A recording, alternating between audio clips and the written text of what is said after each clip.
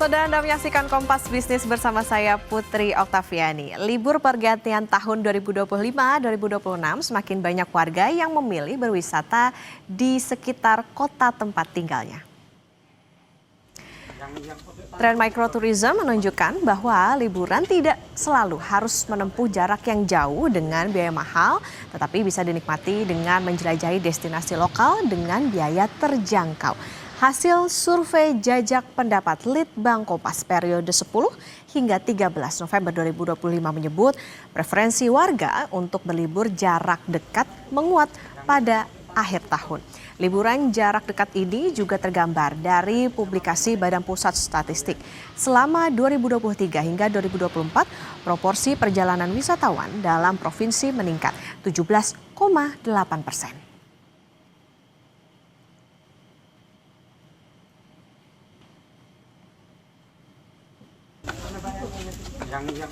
Saudara, mahalnya biaya transportasi membuat tren wisata jarak dekat atau microtourism kian digemari warga. Untuk membahasnya lebih lengkap, kita langsung ngobrol dengan Fajar Ramadan dari tim jurnalisme data harian Kompas. Selamat pagi, Mas Fajar. Selamat pagi. Mas Fajar, mungkin saya bacakan terlebih dahulu. Ini kan hasil data dari Litbang Kompas soal pertanyaannya kemana Anda akan berwisata saat akhir tahun. Nah, kota domisili ada yang menjawab 21,3%, kemudian kampung halaman 9,5%, untuk ke kota lain 18,2%, tidak tahu 9,6%, tidak berwisata 38,4%, dan luar negeri 3%. Nah, dari hasil ini ada 21,3 yang berliburan di kota domisili, Mas Fajar. Ini dijelaskan bisa seperti apa, Mas Fajar? Iya, jadi survei ini kami lakukan atau dilakukan oleh tim Litbang Kompas ini pada tanggal 10 sampai 13 November ya. Artinya 2 bulan sebelum periode libur Natal dan Tahun Baru gitu. Nah, hasilnya memang pada saat itu warga ini memang walaupun sebanyak 38,4%, artinya dominasinya mereka memutuskan untuk tidak berwisata gitu. Tapi ada juga yang 21,3% itu memutuskan untuk tetap berwisata, namun mereka memilih untuk wisata di sekitar tempat tinggal mereka. Nah, ini erat kaitannya dengan kondisi ekonomi dari masyarakat ya. Karena kami juga melakukan cross-check secara langsung di lapangan dengan bertanya ke beberapa warga gitu ya. Memang beberapa memang menyatakan bahwa mereka mungkin akan tetap berliburan pada liburan akhir tahun ini. Namun mungkin akan melakukan strategi yang berbeda gitu. Salah satunya dengan berwisata di dekat daerah tempat tinggal mereka. Seperti itu. Oke, nah itu tadi kalau yang bisa dikatakan microtourism ya. Gitu. Nah, kalau yang tidak berwisata kan lebih besar nih Mas, 38,4%. Nah, itu kaitannya apakah dengan tadi masalah soal faktor ekonomi atau seperti apa? Ya, betul Mas. Jadi memang dari banyaknya masyarakat yang memilih untuk tidak berwisata maupun yang berwisata ke kota domisilinya itu terkait dengan memang faktor ekonomi ya. Jadi yang memang sebagian besar memang tidak memilih untuk tidak berwisata itu karena memang kondisi ekonomi yang tidak memungkinkan. Jadi mereka memilih untuk menunda liburan lah istilahnya seperti itu. Nah, yang ke kota domisili ini juga sebenarnya erat kaitannya juga dengan faktor ekonomi gitu. Tapi mereka masih bisa menyiasatinya dengan cara untuk berwisata di sekitar kota domisili. Ini karena memang kalau dari beberapa praktisi di dunia atau di industri pariwisata ya, memang faktor yang menyebabkan biaya berlibur itu cukup tinggi itu karena faktor mahalnya biaya transportasi untuk liburan seperti itu. Jadi kenapa orang kemudian memilih untuk berwisata di sekitar domisili itu karena mereka tidak ingin mengeluarkan biaya yang cukup banyak untuk biaya transportasinya. Kemudian diakali dengan cara berwisata di sekitar daerahnya untuk tetap mendapatkan experience gitu. Oke, jadi secara akomodasi juga mahal nih, kayaknya masyarakat juga lagi ngirit nih masa di akhir tahun ini. Oke, nah kita ke data berikutnya soal persentase perjalanan wisatawan Nusantara ini menurut provinsi tujuan. 2023 yang keluar provinsi domisili ada 45%, dalam provinsi domisili 55%. Nah di 2024 yang keluar provinsi domisili 27%. Artinya kan ada penurunan ya dibandingkan dengan di 2023, dan untuk yang ke dalam provinsi domisili 73%. Nah, ini ada kenaikan. Yang bisa dijelaskan dari sini, Mas Fajar? Ya. Jadi kami menyandingkan ya data dari tim Litbang Kompas dengan Ini adalah data dari BPS, publikasi dari BPS yang statistik wisatawan Nusantara gitu ya. Yang mana ini juga memperlihatkan bahwa tren microtourism itu juga menguat dalam beberapa tahun terakhir. Kalau di sini kita lihat di tahun 2023, preferensi masyarakat untuk berlibur di dalam provinsi itu sebanyak 55%. Kemudian di tahun 2024 ini meningkat sebanyak 73%. Artinya ada peningkatan sekitar 17% ya. 17% tren masyarakat yang menggemari wisata di dalam provinsinya. Oke, tapi bisa dijelaskan gini nggak Mas Fajar? Apakah memang kenapa trennya bisa naik yang ke dalam provinsi domisili? Karena memang ya wisata sekarang di dalam negeri misalnya atau di domisili masing-masing udah lebih menarik, atau justru ya itu tadi balik lagi soal bagaimana masyarakat karena akomodasinya mahal, lebih cenderung ke yang mana kira-kira? Betul. Kalau berdasarkan ini hasil obrolan dengan beberapa praktisi gitu ya, Mbak. Sebenarnya tren microtourism ini sudah cukup digemari warga ketika masa pandemi COVID. Pada saat itu kan pergerakan warga dibatasi, kemudian mereka memilih untuk ya berlibur, tapi tetap menjaga protokol kesehatan gitu. Akhirnya mereka memilih liburan di yang kita kenal dengan staycation. Mereka berlibur di hotel, menikmati fasilitas yang ada di hotel tersebut gitu kan. Nah, tren ini kemudian berkembang dan berlanjut gitu ya di tahun-tahun setelahnya gitu. Nah, tapi ada tantangan juga. Mengapa ada provinsi yang misal tingkat microtourismnya itu tinggi? Itu karena memang di situ tersedia akomodasi atau hotel yang memang memiliki fasilitas yang lengkap dan kemudian masyarakat berbondong-bondong untuk datang ke situ. Namun tidak semua provinsi punya kelebihan seperti itu. Oke, jadi bisa dikatakan nggak usah kemana-mana, jadi masyarakat punya bisa ngakalin gitu kalau misalnya mau wisata. Nah ini soal biaya transportasi ke Yogyakarta nih Mas, dalam rupiah hitungannya pulang pergi. Ini datanya diambilnya maksudnya apa yang bisa mengatakan bahwa oke, segini gitu? Oke, ini hanya salah satu gambaran ya Mak. Jadi kami itu menghitung biaya transportasi ke 14 destinasi favorit.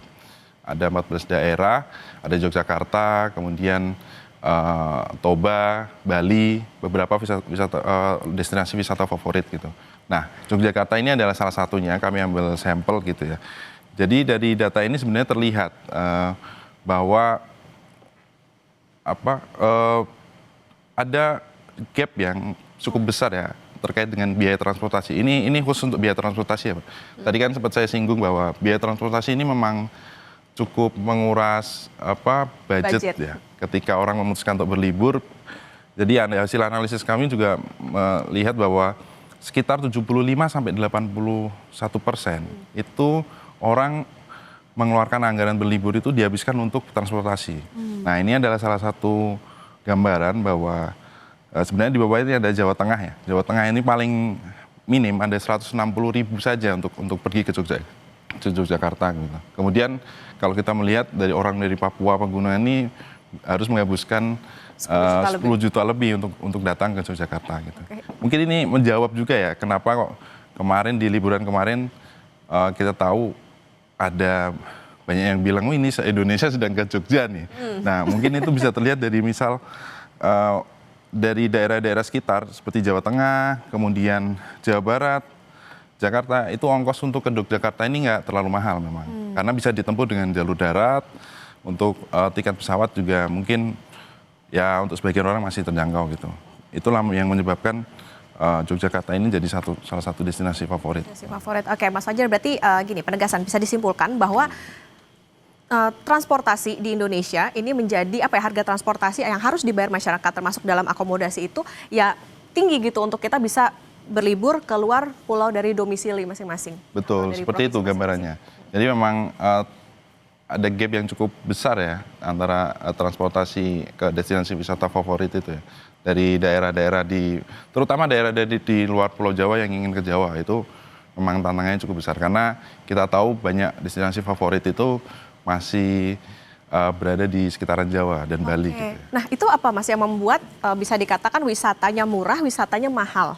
Itu apa yang bisa membuat dikatakan misalnya kayak Yogyakarta gitu, ini bisa dikatakan ini wisatanya murah, relatif murah. Yang lain misalnya tuh kayak Manggarai Barat, ya lumayan lah ya 1,8 gitu. Ya, kalau tadi kita menghitung khusus untuk transportasinya. Nah, kalau ini adalah biaya wisata di luar biaya transportasi gitu. Nah, kami melakukan analisa dengan cara kita menghitung biaya makan di sana itu berapa, biaya rata-rata biaya menginapnya itu berapa, kemudian transportasi lokalnya, sewa kendaraan bermotor, lalu harga oleh-oleh di sana itu berapa. Nah, kami menganalisa hasilnya adalah Denpasar ini memang paling terjangkau ya, disusul dengan Yogyakarta gitu. Jadi karena beberapa komponen tadi, ada harga sewa kendaraan bermotor dan akomodasi yang mungkin masih terjangkau gitu ya. Seperti di Yogyakarta itu kami melihat di sana itu tersedia sekitar 5.000 hotel non bintang. Jadi ini jumlahnya cukup paling banyak di antara daerah-daerah yang lain gitu. Itu yang mengapa orang di Yogyakarta itu tidak sungkan untuk menginap gitu ya, karena biaya menginapnya murah di sana. Oke, jadi lebih banyak pilihan dengan harga yang lebih murah gitu. Jadi salah satu faktor kenapa bisa dikatakan ya ini kota yang favorit gitu dari hitungan-hitungan tadi. Oke, Mas Fajar, nanti kita lanjutkan kembali dan saudara tetap bersama kami di Kompas Bisnis.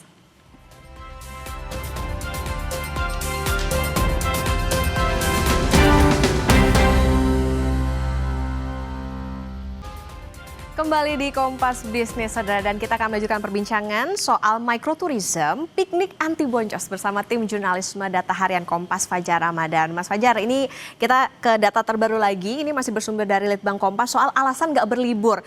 Paling tinggi, paling besar adalah soal biaya liburan mahal. Tadi juga sudah disinggung soal akomodasi gede lah ya kalau mau kemana-mana 46,7%. Yang kedua, lebih suka di rumah 23,4%. Yang ketiga, pekerjaan 20,1%. Kayak saya masuk di sini nih. Terus lanjut lagi ada waktu tidak tepat 4,1, urusan keluarga 2,8%, sakit 2,4% dan tidak tahu 0,5%. Nah, berarti bisa dikatakan gini, kalau tadi disinggung soal salah satu alasannya adalah soal ekonomi lah ya gitu, masuknya di sini biaya liburan mahal. Tapi ada juga nih lebih suka di rumah. Apakah ini juga menjadi salah satu faktor penentu masyarakat udah malas kemana-mana karena macet? Apakah transportasi yang tersedia saat ini masih kurang memadai gitu? Betul. Jadi sebanyak 23,4% ya. Masyarakat menyatakan untuk tidak berlibur ini alasannya kalau lebih suka di rumah. Ini faktor yang utama ini memang karena mereka menghindari kemacetan. Karena kan liburan akhir tahun ini identik dengan ya kemacetan di mana-mana ya. Kalau ingin melakukan microtourism juga kalau di sekitar Jakarta juga macet di mana-mana. Jadi mereka memang lebih suka di rumah untuk mungkin menikmati ya slow living kali ya. Meskipun kalau sekarang kayaknya kata orang seninya adalah macet-macetannya itu, Mas ya. Nah, itu saya juga nggak paham ya kenapa orang masih rela untuk berlibur di destinasi tertentu ketika sudah diperingatkan gitu ya bahwa ini akan terjadi kepadatan. Oke, tapi intinya pada yang paling utama adalah tadi balik lagi soal bagaimana mahalnya akomodasi untuk berlibur. Nah, ada alasan soal waktu tak tepat. Ini kenapa nih Mas Fajar? Apakah memang ada waktu-waktu yang memang sempit gitu? Kayak misalnya libur akhir tahun ini kan juga kayaknya agak berdekatan dengan Idul Fitri nantinya Lebaran. Atau gimana sih penjelasannya? Ya, ini beberapa narasumber kami juga menyatakan bahwa waktu tak tepat ini mungkin salah satunya juga mereka menghindari periode libur Natal dan Tahun Baru ini kan identik dengan kenaikan harga gitu.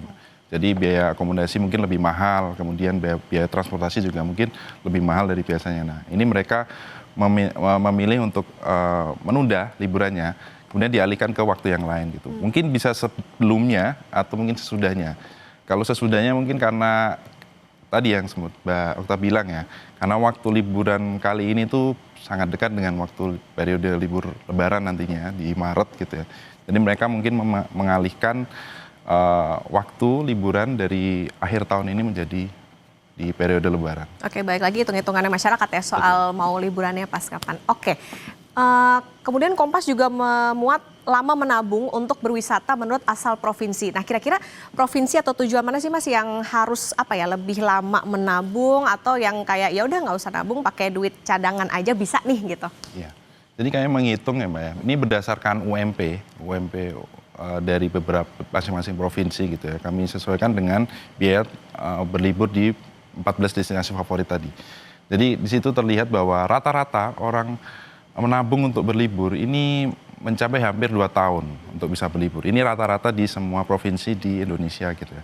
Namun ada beberapa provinsi yang mungkin lebih cepat, seperti Jakarta itu mungkin karena UMP-nya relatif tinggi gitu ya, atau pendapatannya relatif tinggi, itu mereka mungkin hanya butuh waktu 6 bulan untuk berlibur gitu. Untuk bisa berlibur itu butuh waktu 6 bulan.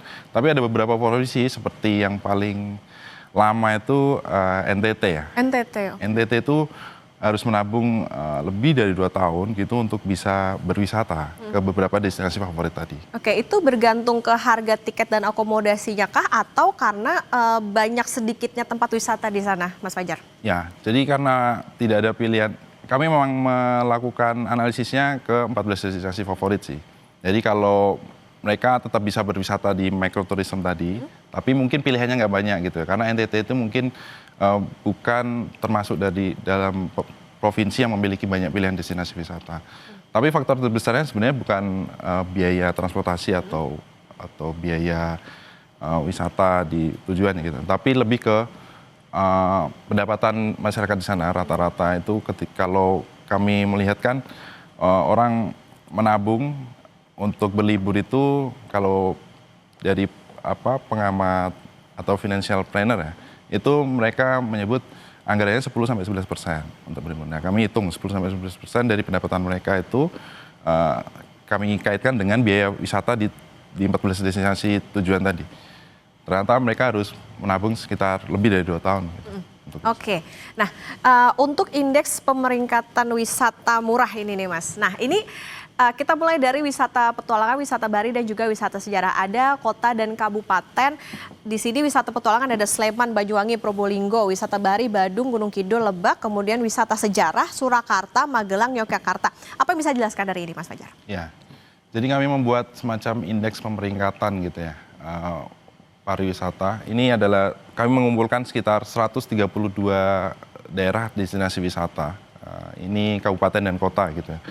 Kami klasifikasikan di situ ada beberapa daerah yang masuk dalam wisata petualangan, kemudian ada yang di wisata bahari, wisata sejarah gitu ya.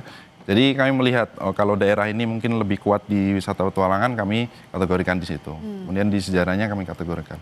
Nah, kami membuat indeks dengan mempertimbangkan 3 variabel utama, yaitu variabelnya adalah pengelolaan wisatanya seperti apa, kemudian biaya wisatanya bagaimana, kemudian tingkat kenaikan ekonomi wisatanya seperti apa. Nah, kami melihat di situ dan terlihat bahwa ada beberapa daerah yang memang lebih unggul ya. Seperti di Sleman, ini dia masuk dalam wisata petualangan, itu karena memang dia unggul di pengelolaan wisatanya. Di sana banyak tersedia desa wisata, kemudian banyak tersedia yang menyediakan jasa paket wisata di sana lebih banyak. Makanya dia unggul di situ. Kemudian di wisata bahari ini ada Badung yang kita kenal ada di Bali gitu ya. Kemudian di wisata sejarahnya yang paling unggul adalah Surakarta. Surakarta. Oke, termasuk juga Yogyakarta ya yang menjadi Ada Yogyakarta juga ya. favorit. Oke, nah ini berikutnya peringkat kabupaten kota dengan indeks wisata murah tertinggi. Wisata sungai dan danau ada Agam, Palembang, Banjarmasin, wisata urban Jakarta, Batam, Bandung, dan wisata kebugaran Gianyar, Semarang, Banyumas. Bisa jelaskan Mas Fajar, saya paling menarik ini wisata kebugaran. Mungkin bisa jelaskan satu persatu dulu. Oke, kalau ini lanjutan dari yang tadi ya, wisata sungai dan danau ini kami mengumpulkan ada beberapa daerah yang memang mereka unggul, mereka punya destinasi favoritnya itu di situ. Jadi kita ada Agam, Palembang, Banjarmasin. Lagi-lagi mereka unggul dalam hal pengelolaan, kemudian peningkatan ekonominya, kemudian harganya yang mungkin nggak terlalu mahal gitu, harga wisata di sananya gitu. Kemudian ada juga wisata urban Jakarta, itu juga unggul karena kalau Jakarta kita lihat dia punya keunggulan di sisi akomodasi. Jadi ada fasilitas misal hotel atau penginapan di sini yang cukup lengkap. Ini yang membuat orang itu berbondong-bondong datang ke Jakarta untuk berwisata urban lah istilahnya gitu. Kemudian ada wellness education, tourism atau wisata kebugaran gitu ya. Nah, di sini memang Gianyar, ini yang kita kenal sebagai Ubud ya. Ubud ini memang unggul karena ya orang datang ke Ubud karena ingin menikmati slow tourism di sana. Jadi mereka ingin refresh kembali penatan-penatan yang mereka alami gitu ya. Oke, nah termasuk Semarang juga ya Mas ya? Semarang ya, karena ini Kabupaten Semarang ya. Oh Kabupaten Semarang, oke, Ungaran itu ya? Ungaran, betul. Oke, dan juga Banyumas. Oke, baik. Ini tadi kalau misalnya bisa dirangkum, tentu saja ada berbagai pertimbangan masyarakat untuk bisa berwisata, termasuk juga di akhir tahun ini. Salah satunya tadi bagaimana soal akomodasi, yang ini juga bisa menjadi catatan pemerintah juga nih, bahwa akomodasi ini kayaknya menjadi salah satu pertimbangan masyarakat untuk bisa berwisata, termasuk juga berwisata di luar dari provinsi ataupun domisilinya, dan juga tadi males macet, artinya perbaikan dari segi transportasi dan juga akses. Terima kasih tim jurnalisme Data Harian Kompas, Mas Fajar Ramadan sudah bersama di Kompas Bisnis. Sehat selalu Mas Fajar. Sama-sama.